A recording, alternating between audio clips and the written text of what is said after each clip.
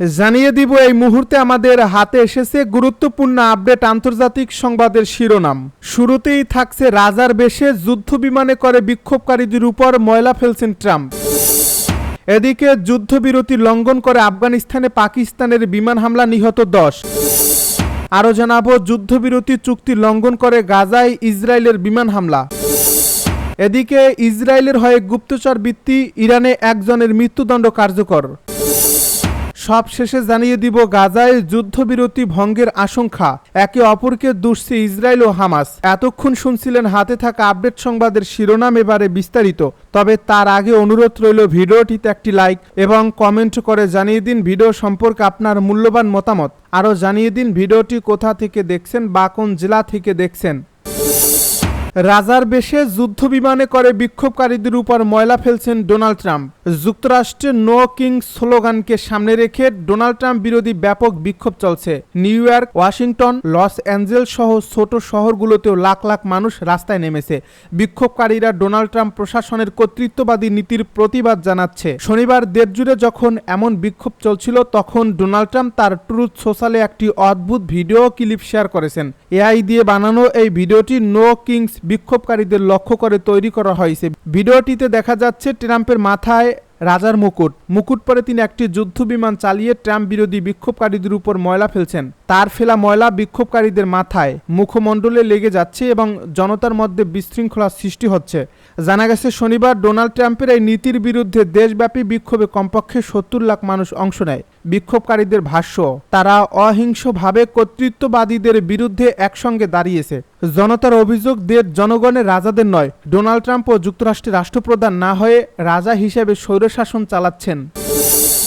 যুদ্ধবিরতি লঙ্ঘন করে আফগানিস্তানে পাকিস্তানের বিমান হামলা, নিহত 10। আফগানিস্তান অভিযোগ করেছে পাকিস্তান আবারও তাদের সীমান্তে বিমান হামলা চালিয়েছে। এতে অন্তত 10 জন নিহত ও বেশ কয়েকজন আহত হয়েছে। এর মধ্যে দুদিনের যুদ্ধবিরতিও ভঙ্গ হয়েছে বলে অভিযোগ তালেবান সরকারের।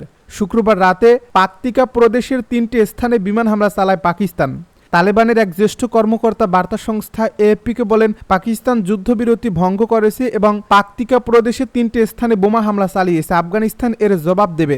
আফগানিস্তানের প্রাদেশিক হাসপাতালের এক কর্মকর্তা জানান, এই হামলায় অন্তত 10 বেসামরিক নাগরিক নিহত ও 12 জন আহত হয়েছে। নিহতদের মধ্যে 2 শিশু রয়েছে। আফগান সরকারের মুখপাত্র জবিউল্লাহ মুজাহিদ এক বিবৃতিতে জানান, পরিস্থিতি নিয়ন্ত্রণে আনতে আফগান ও পাকিস্তানি কর্মকর্তারা শনিবার দোহায় বৈঠকে বসবেন। তিনি বলেন, পাকিস্তানের সঙ্গে আলোচনার প্রতিশ্রুতি অনুযায়ী আজ দোহায় বৈঠক অনুষ্ঠিত হবে। তালেবান সরকারের প্রতিরক্ষা মন্ত্রী মোল্লা মুহাম্মদ ইয়াকুবের নেতৃত্বে উচ্চ পর্যায়ের আফগান প্রতিনিধি দল ইতিমধ্যে দোহায় পৌঁছেছে। অন্যদিকে পাকিস্তানের রাষ্ট্রীয় টেলিভিশন জানিয়েছে, দেশটির প্রতিরক্ষা মন্ত্রী খাজা আসিফ ও গোয়েন্দা প্রধান জেনারেল আসিম মালিকও আলোচনায় অংশ নিতে শনিবার দোহায় যাচ্ছেন। যুদ্ধবিরতি চুক্তি লঙ্ঘন করে গাজায় ইসরায়েলের ব্যাপক বিমান হামলা। গাজায় যুদ্ধবিরতি লঙ্ঘন করে বিমান হামলা চালিয়েছে ইসরায়েল। তাদের দাবি, হামাসও যুদ্ধবিরতি চুক্তি লঙ্ঘন করছে। ইসরায়েলি সেনাবাহিনী জানিয়েছে, গাজার দক্ষিণাঞ্চলীয় শহর রাফায় নতুন করে বিমান হামলা চালানো হয়েছে। ইসরায়েলি সেনাবাহিনীর এক মুখপাত্র দাবি করেন, হামাস যুদ্ধবিরতির স্পষ্ট লঙ্ঘন করে ইয়েলো লাইন এর উপরে ইসরায়েলি বাহিনীর উপর একাধিক হামলা চালিয়েছে। সেনাবাহিনীর দাবি, এই ইয়েলো লাইন হচ্ছে সেই সীমারেখা যার বাইরে ইসরায়েলি বাহিনী যুক্তরাষ্ট্রের মধ্যস্থতায় হওয়া যুদ্ধবিরতির প্রথম ধাপ অনুযায়ী নিজেদের সরিয়ে নিয়েছিল। অন্যদিকে হামাস জানিয়েছে, তারা এখনও যুদ্ধবিরতিতে অঙ্গীকারবদ্ধ এবং বরং ইসরায়েলি একাধিকবার চুক্তি লঙ্ঘন করেছে বলে অভিযোগ করেছে। বারবার যুদ্ধবিরতি লঙ্ঘন করছে ইসরায়েলি বাহিনী। ফিলিস্তিনি কর্মকর্তারা বলছেন, চলতি মাসের শুরুতে কার্যকর হওয়ার পর থেকে ইসরায়েলি সেনাবাহিনী 47 বার যুদ্ধবিরতি চুক্তি লঙ্ঘন করেছে। ইসরায়েলের হয়ে গুপ্তচর বৃত্তি, ইরানে একজনের মৃত্যুদণ্ড কার্যকর।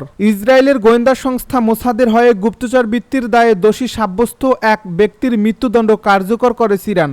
রোববার দেশটির বিচার বিভাগ এ তথ্য জানিয়েছে। সর্বোচ্চ আদালতের অনুমোদন এবং দণ্ড মওকুফের আবেদন প্রত্যাখ্যানের পর এই গুপ্তচরের মৃত্যুদণ্ড কারাগারে কার্যকর করা হয়েছে, যার পরিচয় তাৎক্ষণিকভাবে প্রকাশ করা হয়নি। ইরানি কর্তৃপক্ষের দাবি, অভিযুক্ত ব্যক্তি 2023 সালের অক্টোবর থেকে ইসরায়েলি গোয়েন্দা সংস্থার সঙ্গে যোগাযোগ শুরু করেন এবং 2024 সালের জানুয়ারি থেকে ফেব্রুয়ারির মধ্যে তাকে গ্রেপ্তার করা হয়। তদন্তকারীরা জানিয়েছেন তিনি মোসাদের সঙ্গে সহযোগিতা ও গোপন তথ্য অনলাইনে পাঠানোর বিষয়টি স্বীকার করেছিলেন।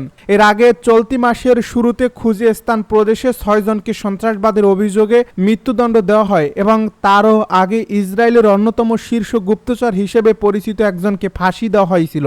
এছাড়া রুজবেহ ভাদি নামের আরেক ব্যক্তিকে সংঘাত চলাকালে নিহত এক পারমাণবিক বিজ্ঞানীর তথ্য ইসরায়েলকে সরবরাহের অভিযোগে মৃত্যুদণ্ড দেওয়া হয়। মানবাধিকার সংগঠন অ্যামনেস্টি ইন্টারন্যাশনাল সহ বিভিন্ন আন্তর্জাতিক সংস্থার তথ্যমতে চীনের পর বিশ্বের সবচেয়ে বেশি মৃত্যুদণ্ড কার্যকর করে ইরান। গাজায় যুদ্ধবিরতি ভঙ্গের আশঙ্কা, একে অপরকে দুষছে ইসরায়েল ও হামাস। গাজায় 9 দিন ধরে চলা যুদ্ধবিরতি রবিবার চাপের মুখে পড়ল। ইসরায়েলি সেনাবাহিনী দাবি করেছে হামাস যোদ্ধারা তাদের বাহিনীর উপর হামলা চালানোয় তার জবাবে তারা গাজার দক্ষিণাঞ্চলে বিমান হামলা চালিয়েছে, তবে হামাস তাদের অবস্থানে অনড়। তারা জানিয়েছে তারা যুদ্ধবিরতি পুরোপুরি মেনে চলছে। হামাসের এক কর্মকর্তা উল্টো ইসরায়েলের বিরুদ্ধে তাদের হামলা আবার শুরু করার জন্য মিথ্যা অজুহাত তৈরির অভিযোগ এনেছেন। ইসরায়েলের প্রধানমন্ত্রী বেনিয়ামিন নেতানিয়াহুর কার্যালয় থেকে দেওয়া এক বিবৃতিতে হামাসকে যুদ্ধবিরতি লঙ্ঘনকারী আখ্যা দেওয়া হয়েছে। এরপরেই প্রধানমন্ত্রী নিরাপত্তা বাহিনীকে গাজা উপত্যকার সন্ত্রাসী লক্ষ্যবস্তুতে কঠোর ব্যবস্থা নিতে নির্দেশ দেন। মার্কিন এই প্রেসিডেন্ট ডোনাল্ড ট্রাম্পের মধ্যস্থতায় হওয়া এই নাজুক যুদ্ধবিরতি 10 অক্টোবর থেকে কার্যকর হয়। এর ফলে ইসরায়েল ও হামাসের মধ্যে 2 বছরেরও বেশি সময় ধরে চলা ভয়াবহ যুদ্ধের অবসান ঘটেছিল। এই চুক্তিটি জিম্মি ও বন্দি বিনিময় রূপরেখা দিয়েছিল এবং গাজার ভবিষ্যতের জন্য একটি উচ্চবিলাসী পরিকল্পনাও এর সঙ্গে প্রস্তাব করা হয়েছিল। তবে শুরুতেই এই চুক্তি কার্যকরের চ্যালেঞ্জের মুখে পড়ল। সেনাবাহিনী এক বিবৃতিতে জানায়, আজ সকালে চুক্তির শর্ত অনুযায়ী রাফা এলাকায় সন্ত্রাসী অবকাঠামো ধ্বংসের কাজে নিয়োজিত আইডিএফ বাহিনীর উপর সন্ত্রাসীরা অ্যান্টি ট্যাঙ্ক ক্ষেপণাস্ত্র নিক্ষেপ করে এবং গুলি চালায়। এ বিবৃতিতে আরও বলা হয়, আইডিএফ যুদ্ধবিমান ও গোলান্দাজ ব্যবহার করে রাফা এলাকাকে লক্ষ্য করে পাল্টা জবাব দিয়েছে। এর আগে ইসরায়েলি সেনাবাহিনীর একজন কর্মকর্তা বলেছিলেন, হামাস যোদ্ধারা ইসরায়েলের নিয়ন্ত্রণে থাকা ভূখণ্ডে সেনাদের উপর একের পর এক হামলা করেছে। ফিলিস্তিনি প্রত্যক্ষদর্শীরা বার্তা সংস্থা এএফপিকে জানিয়েছে, ইসরায়েলের দখলে থাকা রাফা শহরের দক্ষিণাঞ্চলে সংঘর্ষ শুরু হয়েছে। নাম প্রকাশে অনিচ্ছুক 38 বছর বয়সী এক প্রত্যক্ষদর্শী জানান, হামাস মূলত আবু শাবাব নামে পরিচিত একটি স্থানীয় ফিলিস্তিনি দলের সাথে লড়ছিল, কিন্তু তারা সেখানে সেনা ট্যাঙ্কের উপস্থিতি থেকে বিস্মিত হয়। তিনি আরো বলেন, বিমান বাহিনী আকাশ থেকে 2টি হামলাও চালায়। প্রধানমন্ত্রী বেনিয়ামিন নেতানিয়াহু যখন মন্ত্রিসভার সদস্যদের সঙ্গে বৈঠক করছিলেন, ঠিক তখনই এই সংঘর্ষের সূত্রপাত হয়। বৈঠকের পর কয়েকজন মন্ত্রী ফিলিস্তিনি গোষ্ঠীটির বিরুদ্ধে ইসরায়েলি বাহিনীকে পুনরায় যুদ্ধ শুরু করার আহ্বান জানান।